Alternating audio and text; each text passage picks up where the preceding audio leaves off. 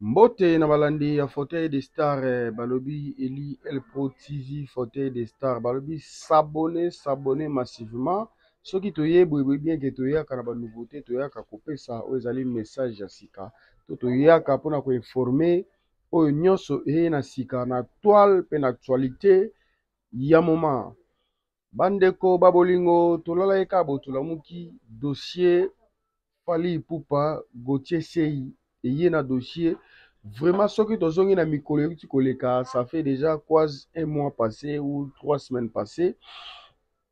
tofandaka boye ndeko na biso de la presse oyo babengi na bosoli na politique Israël Mutombo oyo ayambaki excuse oyo ayambaki les deux confrontateurs ya bato bazalaki na débat sur plateau ya bosolo na politique tomonaki ezalaki divisé par deux cas tomonaki car mutu moko adefendaki parti Ferregola et mosusu adefendaki parti Fally Ipupa. Alors monsieur Gauthier Sei balobi adébordaki bamo parce que il a manqué le respect à l'artiste à l'icône de la musique congolaise Fally Ipupa balobi Gauthier Sei nde afartaki pe amankaki Fally Ipupa. Alors na yango aigle Fally Ipupa pe na communauté na ye na staff na ye mobimba bakokaki kosupporte choc wana te ya kodimine l'artiste ya monene ya mboka Congo Kinshasa aza star partout aza reconnu pour le moment ye nde azosala fierté ya tous les congolais pe drapeau congolais na monde entier na Afrique mobimba. Alors ndeko Gauthier Sei ye abimisaki bamo moko ezalaki très fort alobi ke Fally Ipupa aza escroc Fally Ipupa ye disque d'or oyo azwaki eza reconnu te na snap. Donc bamo oyo bapropos oyo atenaki ezalaki vraiment trop insalité et aigle Fally Ipupa alobaki akotika yango te et puis pa bakisaki lisusu ke cachet ya Vivendi oyo Fally Ipupa alobaki ke basignaki mpona francophonie ezalaki reconnu te Vivendi mpe atikala kosigne contrat moko te na bango. Vraiment bandeko balingami esalaki mwa pasi mais jusqu'à maintenant tomoni vraiment Fally Ipupa afungolaki procès na tribunal tolali tolamuki na journée ya lelo tribunal ezalaki wana ouvert mpona kosamba ya Fally Ipupa na Gauthier Sei. Tomoni Gauthier Sei ayaki na bavoka na ye mais baza vraiment na ba élément oyo ezalaki forte par rapport à ba propos teni na ye esali pe bien te. Donc par rapport Gauthier Sei na tribunal ya lelo nde ba juge balobi bapesi ye lisusu 2 semaines akende ko se préparer aya na baepreuve oyo alobaki ki aza nango ya Vivendi na snap ke eza reconnu te pa Fally Ipupa aya approuve yango soki ya kozala na raison to akozala na tort na yango. Bandeko balingami bandeko na biso ya presse ou bandeko na biso ya internet à chaque mot ou à chaque temps ezosenga tosalaka makambo toyebaka nini tokobimisa to nini tokoloba parce que tout le monde n'est pas là mpona bopesaka bango bainsalite ou bainsulte moko oyo ezobima na toile ntina bana na bafamille na batutu bazocomprendre bainsalite moko boye ezopermettre vraiment. Alors Gauthier Sei dossier ekomeli mwa ndongo bavoka na ye balobi ke non Fally Ipupa aza mutu kaka ya kosaleka. Et alors un avocat oyo azoleka na internet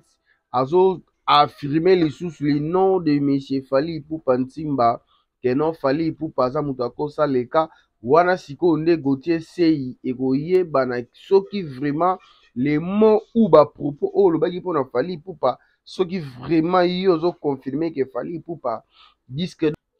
na yango avant kobimisaka bamo mosusu fo kontrolaka bandeko na biso ya media. Ndeko na biso Sei aza mutu ya media aza mutu ya presse vraiment normalement bapropos patenaki ekomaki très fort mpona notre artiste et tomoni lisusu bavoka na ye baye lisusu baye koloba lisusu ke non Fally aza mutu alingaka beta bango kosaleka vraiment toujours des mots forts toujours des propos oyo eza toujours dire côté ya Aigle. Tu éviter. Parce que ça na raison ti. Alors, tribunal ou justice congolais, justice congolais, justice congolais, asalapeka musala na ba norme. Oh, biso tout ebi batu tout au vivre pe na mboka ya libanda boye. Justice congolais parce que tout le monde a appelé la justice, il y a l'état mususu a libanda na mboka libanda biso tozali. L'état salaka musala na comme il faut par rapport aux autres qui peuvent niveau ti mais tout on a posé la justice né et salama par rapport par rapport na yango tomonaki wana lelo nde toza libanda bato baza ebele tomoni mpe bato ebele internet pe ebele oyo pe internet oyo pe bamankaka pe nos artistes misusu oyo pe bapropos na bango mosusu pe komaka fort oyo pe dernièrement awa bauti komanke de la forêt ya Ngiama Igwe son excellence ndeti Alexis Wecha ayaki wana tomonaki Alexis bon biso oza bato tolobaka vérité dernièrement auti omanke Koffi Olomide auti omanke Weranson mais tomonaki te Weranson ou Koffi Olomide bamema bango na justice. Alexis Wecha alobaki non Weranson il a rien fait dans la musique congolaise apporté ni na musique congolaise et alobaki susu Koffi Olomide jamais aza légende de la musique congolaise. Alors tango sikoyo tomoni bino ba interno boye pe lisusu ko défendre mutu na bino pe oza interno parce que ça la service mona bino par rapport pour à décoller les leaders au batutu ba kolinga te pour le moment mutu a décoller alors batutu basa na valeur na ba dignité na mitu il faut kotelemela ba race to batutu o bazoya na yango tozo senga na justice congolais ameka kotelemela pe ba propos mususu parce que la responsabilité est vraiment et et puis manque de respect dans le monde d'internet il faut qu'on a vraiment kolanda lango yango ti na suka parce que ba propos ya bato so la bien te bango nde bazobebisela les internet ba service na bango nde toza biso ba interno boye omoni oleki na internet mpona koingire ou kobimisa bamo moko eza na force te par rapport ya crédibilité ou ya responsabilité ya mutu. Alexis Wechi yo wana oye koloba par rapport que non oye koloba que non oye bo déstabiliser Gauthier Sey. Oui, bien sûr, pour déstabiliser. Après ça, toi-même comme tu es là, quels sont des mots ou tes injures oyo injuriaka d'autres artistes par rapport aux artistes oyo soutenaka. Alors, quand toi tu es là, tu te sens l'aise comme si tu as rien fait du mal depuis aux dans le monde des médias. Il y a des vidéos qui circulent. Hein? Bolingaka te mabe obosala muninga lobi ko attraper yango tozomona. Tango yeko sepela na mpasi o muninga tanto le loko kuta boloko. Bo o ya yope. Alors batutu pe bazonga na justice. Bazong sa ba vidéo na na toi les benjir au fingi ba artiste ya minene congolais o le bege non ba artiste tout ba biloko te. Nous sommes là tous wana pona ba artiste na biso Fally Ipupa za mutu azo sala fierté ya musique congolais pour le moment. Et alors to tika ye asala musala na ye kitoko nda zo sala biso musala kitoko partout dans le monde entier. Il est recherché et en plus comme on a une identité na très fort. Bolongo la ben salité na entourage par rapport à ba propos na bino musu bozo bimisa.